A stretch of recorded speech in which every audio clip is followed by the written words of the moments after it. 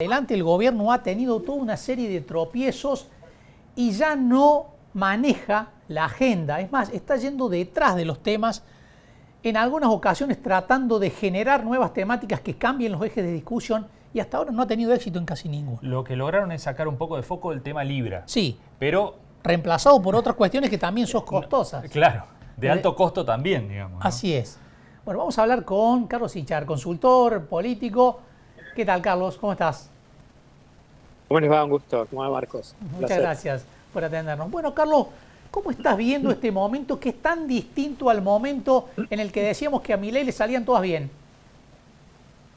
Bueno, hay diferentes lecturas de acuerdo a la perspectiva con que miremos. La primera que invito a que consideremos tiene que ver con el año que estamos transcurriendo, que es un año electoral, que las miradas están puestas de todos los sectores en lo que va a pasar en la elección de medio término y de fin de año. Entonces, a partir de eso, bueno, vemos cómo llegan en consecuencia cada uno de estos actores. Y coincido con ustedes de que, es por un lado, siguiendo con esta idea, coincido con ustedes que ha cambiado el escenario para el presidente de un mes para otro, ha sufrido algunos golpes, está complicado por instalar agendas también, pero sin embargo, al frente no es que tenga a alguien competitivo que le vaya, por lo menos, a hacer perder la elección. Me parece que ni Cristina podría hoy pararse como una competidora competitiva, ni tampoco capacidad de armar algo nacional a Kicillof, ni mucho menos Massa. Así que tiene por ahí esa ventaja de posicionamiento el presidente Milei, pero de todas maneras con un escenario que lo ha complicado en estos últimos meses, tal cual ustedes planteaban. Y diferentes aspectos, no solamente Libra, que si bien en este momento se pasó a segundo plano, va a volver a surgir seguramente más cerca de las elecciones. El tema que tiene con ahora la cuestión dentro del Congreso, ustedes vieron cómo ya la oposición está instalando temas específicos, concretos en el Congreso, de diferentes tipos, en el ámbito jurídico, en el ámbito electoral también. El tema del FMI, que se está instalando con mucha fuerza del lado del justicialismo. Ustedes habrán leído seguramente lo que posteó ayer Cristina al respecto, marcando diferencia, quién se endeuda, quién no, porque qué mal o qué bien ha provocado eso, y con qué sentido, con qué objeto de ese endeudamiento que también pagan otros los argentinos, la cuestión de los pliegos del hijo. Entonces están realmente, como ustedes bien planteaban, corriendo atrás de la agenda. Y esto lo ha llevado a tener que considerar algunas posiciones de forma tal de que hoy mismo ya estaba negociando con el PRO para tratar de llevar un frente electoral único en Ciudad Autónoma de Buenos Aires, que también es otra cosa, ¿no? El PRO, ¿qué pasa? Y yo se lo dije, Marco, hace meses atrás. El PRO tiene dos destinos. Si le va bien a Milei, va a ser absorbido por el partido Milei, y si le va mal a Milei, y el PRO como tal va a desaparecer y va a tener otra nueva forma seguramente, pero como tal existir por sí solo, con un sello como tenía años atrás, sin duda que eso no va a pasar. Carlos, con respecto a esto que mencionabas recién, bueno, en la oposición hay poco y nada con posibilidades de instalarse como una opción valedera frente a Milei. En este contexto en el que el clima al gobierno se le enrareció, y sobre esto último que mencionabas, ¿es un poco más importante la figura de Macri para la Casa Rosada hoy que hace un mes atrás? La figura de todos, bueno, en este escenario de conflicto o de poca claridad, y todos están tratando de posicionarse, Macri por supuesto como operador. Ahí te sumo a la vicepresidenta Villarroel, que estaba, ustedes saben, totalmente desdibujada, y ahora es una actriz clave en el Congreso, porque ella está hoy mismo determinando qué se va a tratar en esta próxima sesión o no, si le van a quitar los poderes a Milei o no. Entonces, ¿qué va a pasar con los pliegos, como decía, de los jueces propuestos? Entonces, ella también. Kicillof había planteado también hace unas 3 semanas atrás un nuevo movimiento, que el Movimiento del Futuro me parecía que también tenía una buena perspectiva, porque recordemos que el peronismo es muy revisionista. Entonces, plantear una visión para adelante sonaba también interesante. Entonces, estamos en un esquema de acomodamiento que seguramente, llegado más cerca del día electoral, se va a clarificar, pero sin duda que dos cosas. Hay acomodamiento y por otro lado, creo que todavía el presidente tiene, aunque suene, solamente quiero que suene ilustrativo, tiene margen de equivocarse sin poner en riesgo por ahora su triunfo electoral probable. Carlos, vemos qué pasa, ¿no? Sí, esto que decíamos de estos traspiés que ha tenido el gobierno, ¿están motivados solamente por una mala praxis, entre comillas, política? ¿O también está sufriendo el hecho de que el frente económico no está produciendo los resultados que tal vez se esperaban, ¿no? La inflación se resiste a bajar del 2%, la caída del consumo lleva 15 meses consecutivos. Parece que ese frente económico en el que el gobierno tiene supuestamente la sapiencia y su punto fuerte, no está respondiendo de la forma que debería responder para servirle de plafón para el otro, ¿no? Fíjese, Marco, que ahí yo creo que ellos van a volver a tomar el tema económico y mostrando que esto efectivamente está resultando. Ese apalancamiento financiero que esperen del FMI va a tener ese objeto y van a llegar a la elección, Dios, para ellos, ¿no? Dios mediante, un poco aliviado y diciendo que ellos efectivamente cumplieron porque bajaron la inflación y la expectativa inflacionaria que venía siendo galopante. Entonces, eso va a ser, me parece, la gran bandera. Sin duda que allí va a perder mucho electorado, de aquellos que lo votaron, especialmente en la segunda vuelta, porque a cambio de qué, entonces el bolsillo de la familia común a eso lo está sintiendo por encima de que la inflación efectivamente ha bajado. Así que ellos creo que van a tener allí. Después quería mencionarle que vamos a tener prontamente pruebas de cómo está funcionando este Armado Nacional de Milei, que ha tratado de conformar alianzas en todas las provincias, porque en el próximo mes ya hay pasos en Santa Fe, en donde allí la Fuerza Libertaria va a confrontarse con, bueno, el poderoso, como es el actual gobernador de Santa Fe, con una fuerza, el peronismo que tampoco ha dejado de tener su representación, así que va a ser interesante ver cómo funciona el armado que Karina Milei.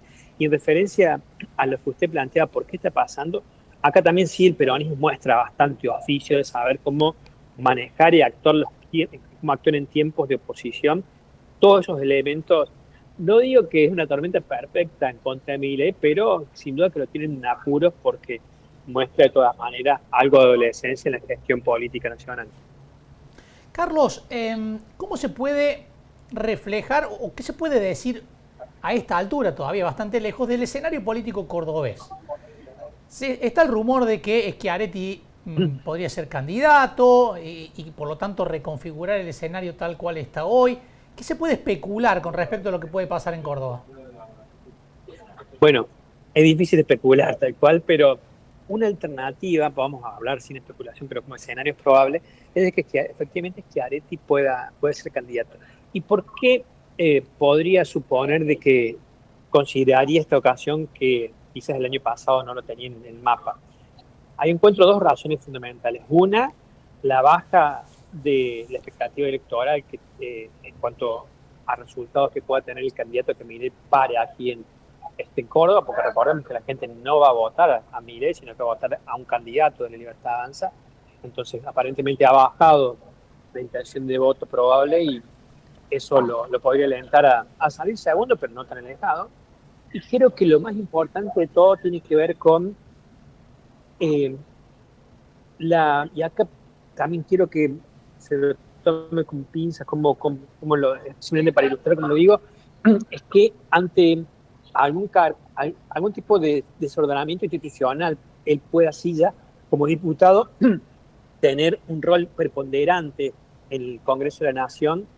Yo no digo de que Milei no va a terminar el mandato, para nada digo eso. Lo que sí digo es que va a necesitar representantes de con capacidad de consenso, como puede representarlo Schiaretti, y que tiene capacidad de armado y de ser escuchado por todas las provincias. Entonces, creo que, y eso a él le sirve, por supuesto, porque su carrera de tratar de ser nuevamente presidente, los políticos son así, claro, ¿eh?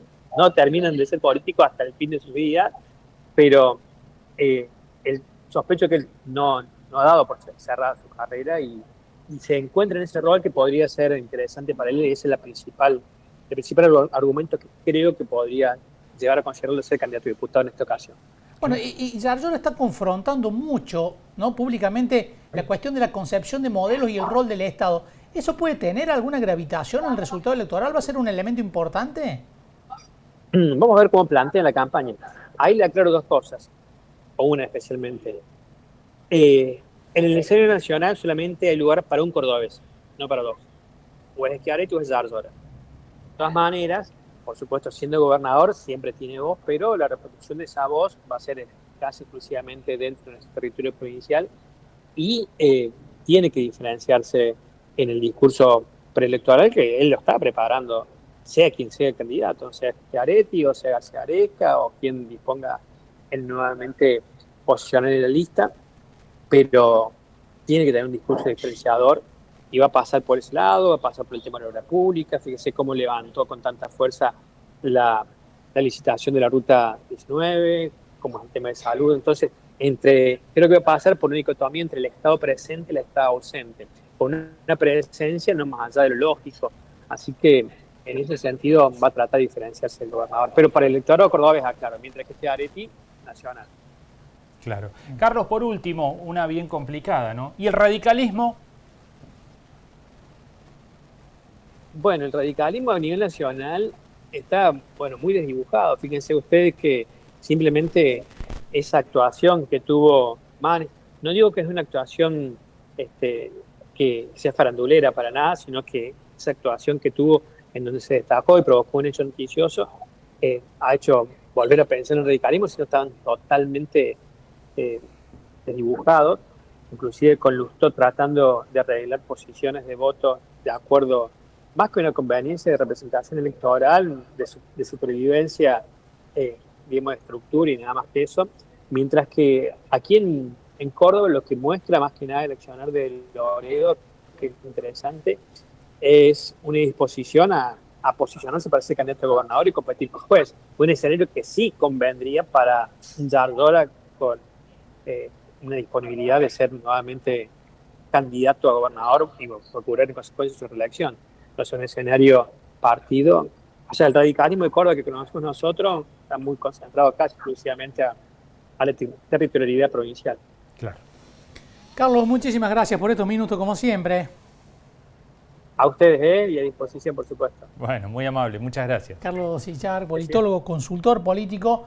Bueno, este es el panorama hoy, ¿no? De un gobierno, como decíamos, estamos hablando del nacional, que ha tenido un cambio de escenario, de un escenario favorable a un escenario bastante desafiante como el actual, en parte motivado por errores propios, en parte motivado por el escándalo de Libra, pero también por algunas complicaciones que está sufriendo en el plan económico, ¿no? En los resultados, a la hora de mostrar los resultados del programa económico que, bueno, lo decíamos al principio, ¿no? Por ejemplo, no logra el gobierno, después de haber vaticinado y pronosticado un crecimiento importante en la economía, que se recupere el consumo, por ejemplo, ¿no? Sí, claro.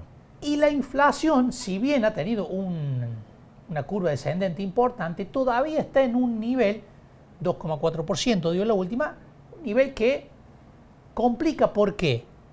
Porque mientras sube el 2,4% la inflación, del otro lado los salarios están mostrando bastante más resistencia a acompañar ese proceso, porque la actividad económica tampoco lo permite del todo. Sí, claro, ¿no? Claro. Y a pesar de que el ritmo de devaluación del oficial pasó del 2 al 1% Así es. por ciento mensual, que eso iba a ser, bueno, un argumento más para terminar de quebrar la inflación, había dicho el gobierno. Bueno, por ahora eso no tuvo ningún tipo de impacto. La excusa o el argumento del último mes fue la carne. Veremos el mes que viene qué pasa. Marzo suele tener algunos también elementos complicados para a la hora de medir la inflación. Se reactiva en buena parte de la actividad. Las clases, las cuotas de los colegios, etcétera, etcétera, tiran para arriba. Veremos qué impacto tiene, además de un arrastre de la carne que la primera semana de marzo también tuvo un reacomodo. Claro.